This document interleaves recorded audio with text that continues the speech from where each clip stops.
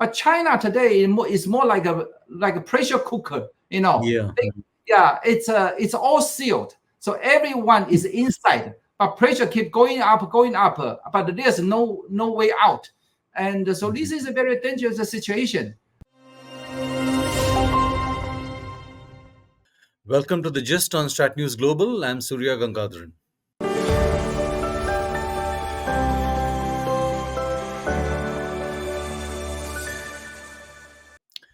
Our focus is on Taiwan in this edition, and I have with me from Taipei, Mumin Chen. He's a professor at National Chung Hsing University, and he was until recently at the Taiwanese mission here in Delhi. He was, in fact, appointed by the former President Tsai Ing-wen, and on completion of his tenure, has gone back to his academic post in Taiwan. So, Mumin Chen, glad to have you again. Yeah, namaskar. Namaste. Thank you.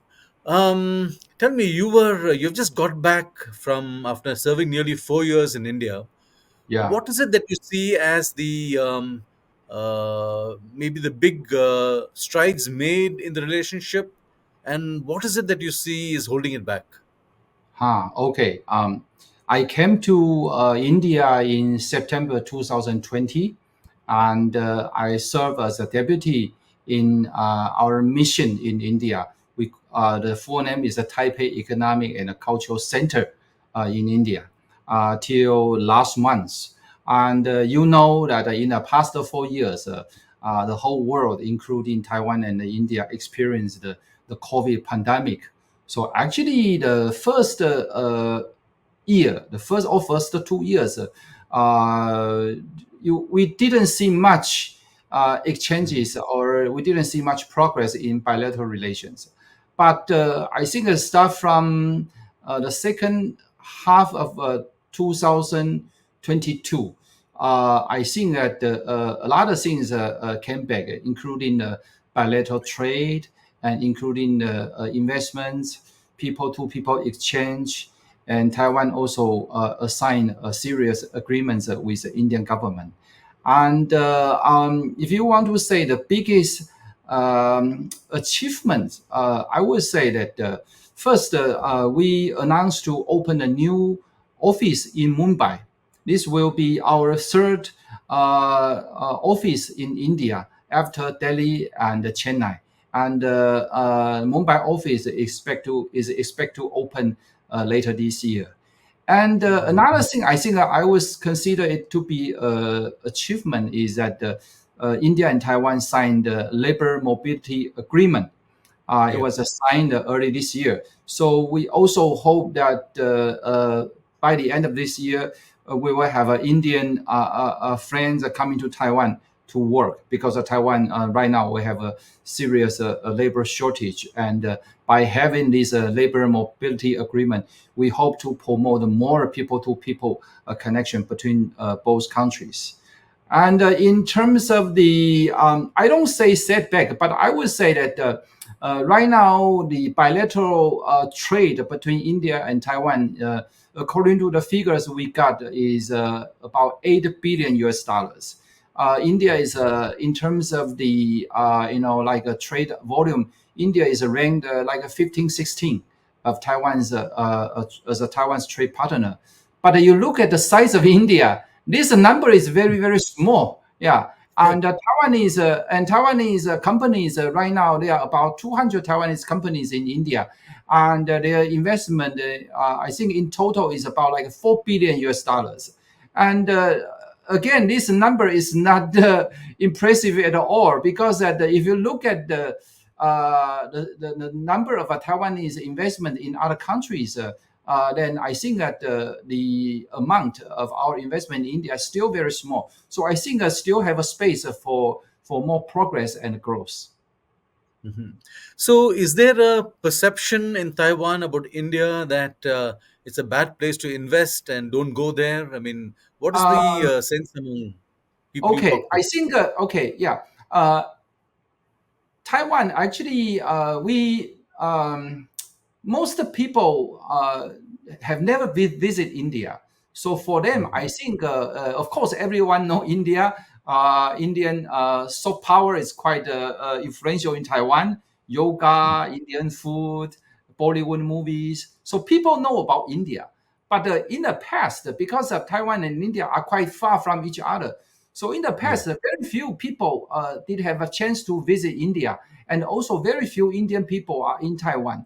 But right now, if you ask the regular people their impression about India, I would say that most people will say that India is a place with a full market potential because of the young and the huge population and fast economic growth and a lot of progress in India. So I think India for people of Taiwan, I think is more like a land of opportunities. But because of there's like a gap between Taiwan and India in terms of the mutual understanding. So most of people they still don't know what Taiwan can do in India, and they still don't know where they could what they could do. Like if they travel to India, where they could visit, what are the best places in India, what kind of business they could start in India. People still don't know. Yeah, so I think Mhm. something both Taiwan and the India government has tried hard to improve. Mhm. So there is a lack of outreach by the Indian government, perhaps Ha, even a yeah. hesitation No, for I think outreach. no, I think both sides has to do more. Like here in Taiwan, we have 150 universities, but right now there's no university offering a program in teaching Hindi or Indian studies. Mhm. So in terms of the research about India, I think that it is very less. So in Taiwan, there are only a few people who, I mean that in the academia, very small number of scholars that have visited India. Don't even mention to teach about India. Mm. Yeah, and in And India also, yeah, India also have the same problem.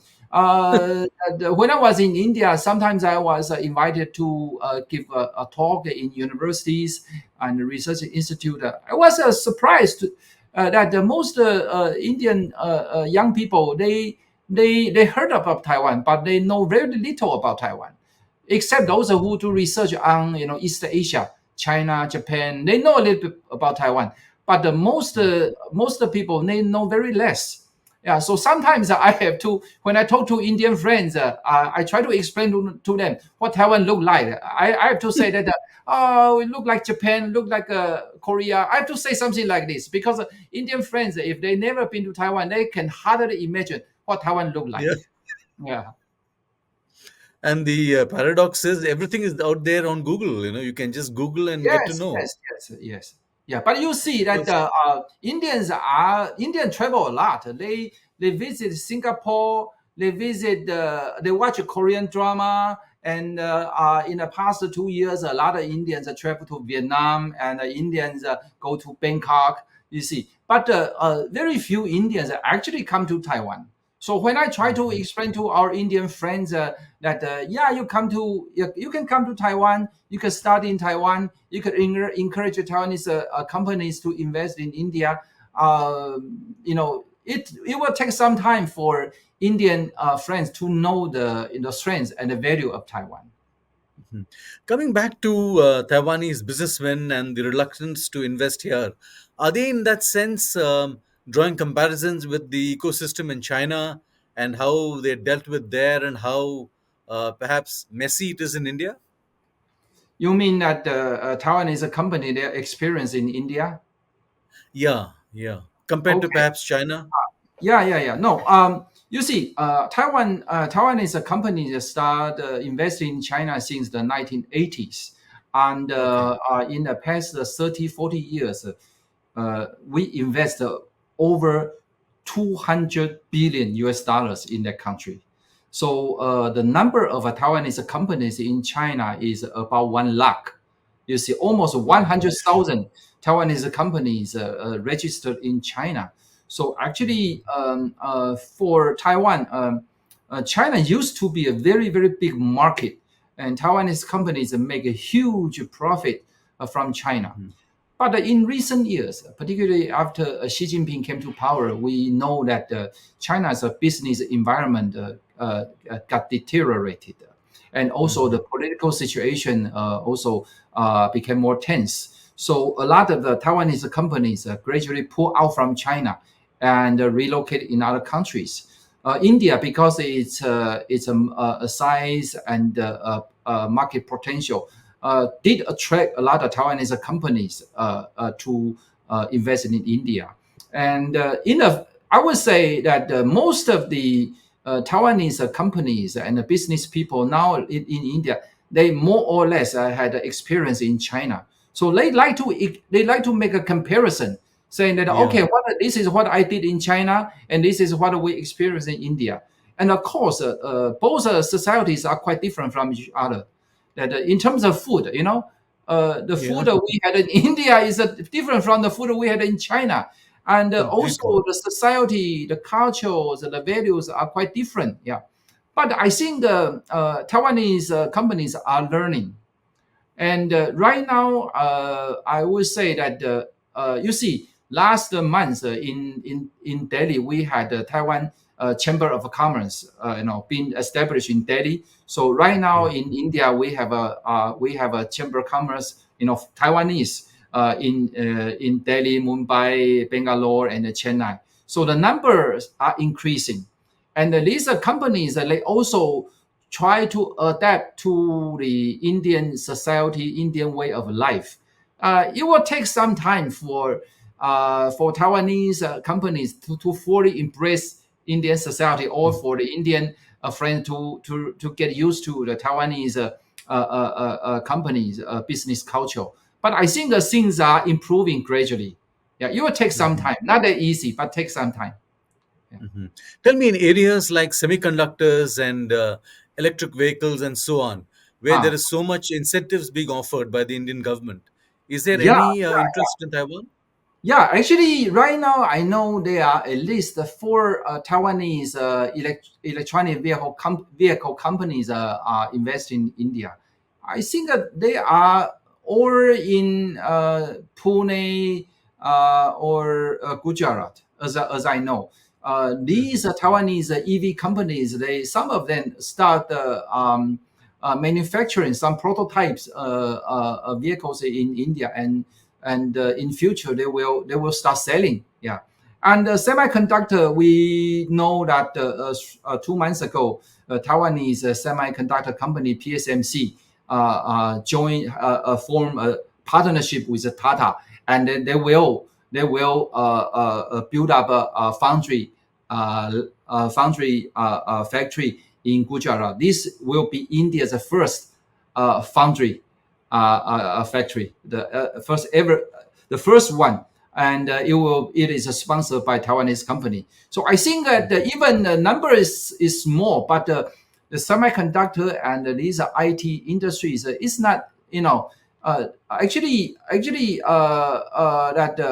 not many companies in the world can do this kind of thing. So Yeah, so yeah, right now yeah, I see already, a number of Taiwanese companies already in India. Don't even mention the Foxconn.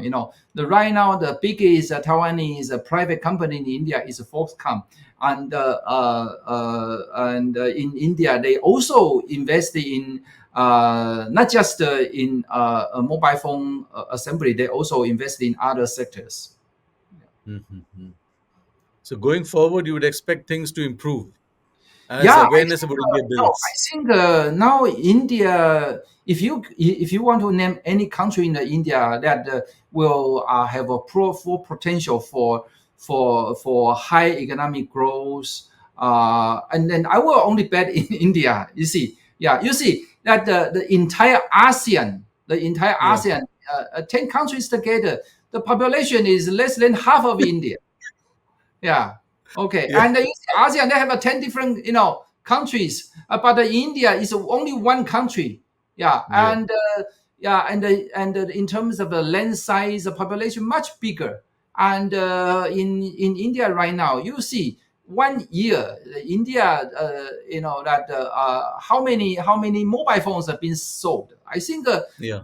I think 160 million mobile phones are Yeah. being sold in India. In Taiwan, the whole population is only 23 million. See, yeah. So for any company from Taiwan, when they see the economic size of India, they know they have to go.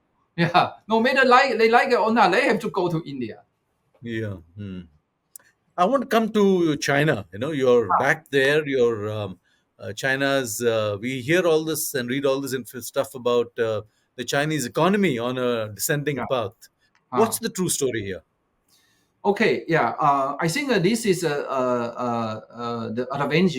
advantage we have in Taiwan because that now we heard a lot of news about that China's economy is in decline, and also the economy is in bad shape. I think all these rumors and the reports we hear from outside is true. Yeah, you look at the exports, and also you look at the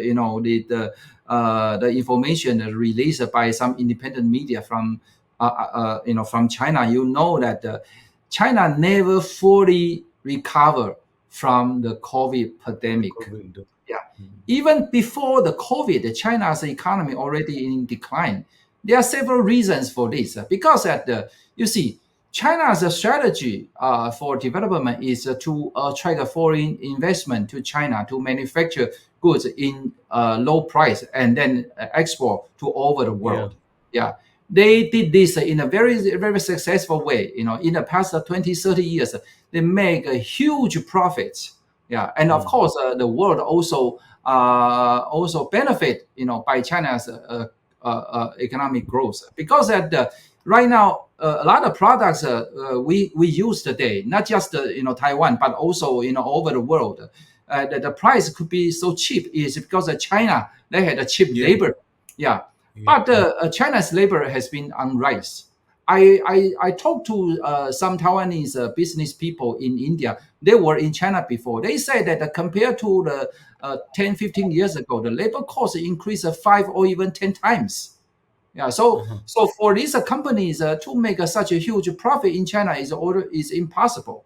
Yeah, and second is that Chinese society now get into a stage that is it's become an aging society. That is, Mhm. the number of a young population are in decline, and also the young people. You see, particularly young college graduates, many of them cannot find a job after graduation. Yeah, right Mhm. now in China, every year, 12 million of university graduates, they generated. But after 1 year, only less than half of them could really find a Mhm. full-time job. So under this kind of conditions, and you see the whole world did not fully recover from the COVID. So their demand for manufactured goods also declined. And in China, they also have this aging population and unemployment problem, and also other society problems. I think that the situation in China is not going to improve much. Even Chinese government try very hard. They even try to build up their own semiconductor industry. Yeah, but Yeah. you see, if they could easily get the Taiwanese or foreign semiconductor industry to invest, how come they build up their own? They did it is Yeah. because they Mhm. couldn't get more investment from outside. That's their Mhm. problem. Do you anticipate unrest in the streets, destabilizing the regime? They are already there. Right now, the Chinese government already spend a huge, resources to maintain public order, and Mhm. from social media and from other sources, we know that this kind of unrest and also protests are already there. Yeah, during Yeah. the COVID pandemic, there are already some young people project. They have a white paper revolution. Yeah, Yeah. and Mhm. right now I think the situation in China is that the government could still effectively control the society. Yeah, because they use all kinds of high technologies like Mhm. CCTVs and monitoring the people's life Yeah. traffic, everything. Yeah, in China, if you want to take a train, you have to use your ID card to buy a train ticket. So actually, for the people who want to move around and together and form some kind of like protest against government, is extremely difficult. So in China, I think it's become a police state. That is, everyone is under surveillance. People are unhappy, but right now, that because of government is monitoring everything, so we don't see a massive, big scale anti-government, like a movement or organization. Not yet. It will take some time for us to see the future trend, and probably a Mhm. small thing will eventually trigger, a big Yeah. development. And when and how and what it is, we still don't know. But we keep watching. Hmm. So, last question. Do you believe the economic downturn is what is triggering China's aggression, intimidation across all its neighbors? No, I think that for any developing society, that you cannot have a high rate of economic growth forever. China already enjoyed like 8 or 10% of economic growth for like 15, 20 years. I Yeah. think it's Mhm. normal. It's normal for economic growth rate to go down, and also it's normal for people to demand, like demand higher salary, demand more welfare, because Mhm. Taiwan as a democratic society, actually everything China experienced today, we had that before. In the 1980s and 90s, Taiwan also had a labor protest. Taiwan also had a Yeah. pollution. Taiwan had all kinds of problems, but because of democracy, then we find a way to manage it. Yeah, Yeah. we had a democratic reform, so we elect our political leaders. They helped to improve the situation. So now you come to Taiwan, you see that the pollution has been improved, and the labor problem has also, it's not fully solved, but much better. Yeah, and Mhm. the environment, everything is getting better, and it is because that we create a mechanism that to help solve the problem. But China today is more like a pressure cooker. Yeah. Yeah, it's all sealed, so everyone is inside, but pressure keep going up, but there's no way out. And so this is a very dangerous situation. So I think that generating economic growth is not the only solution, and because Yeah. China can no longer generate like 8 or 10% of economic The growth. growth. They have to try to solve the problem of the society. Yeah, that people should get more welfare. People should live, should have a more comfortable life, and people should find some way to, how to say, to demand their rights. And this only political reform can solve this problem. So China is going the wrong way. You expect the Chinese to be studying how Taiwan has developed and perhaps learned something from it?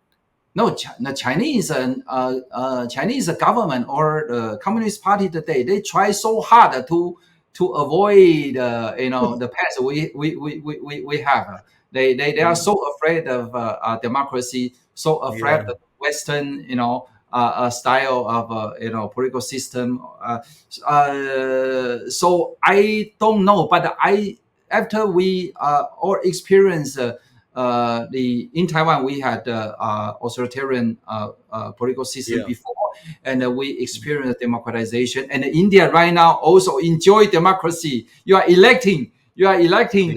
a new government. I think that Chinese people, they have to realize that just becoming rich is not enough, and Not you enough. have to pay a lot of price if you want to have a good life. And so some kind of a political change or political reform is necessary for a society to become stable in future. Well, let's hope somebody there is listening and watching. I Mumin hope Chen, so. great talking to you again after a gap, Yeah. and let's be in touch. Thank you. Thank you. Thank you. Thank Thanks you. very much. Thank you very Dania Pak, much. shukriya. Yeah. Thank Thank you. you. Thank you. That's all we have for you on this edition of The Gist. And do subscribe to our YouTube channel, follow us on social media. Thank you very much. Good day.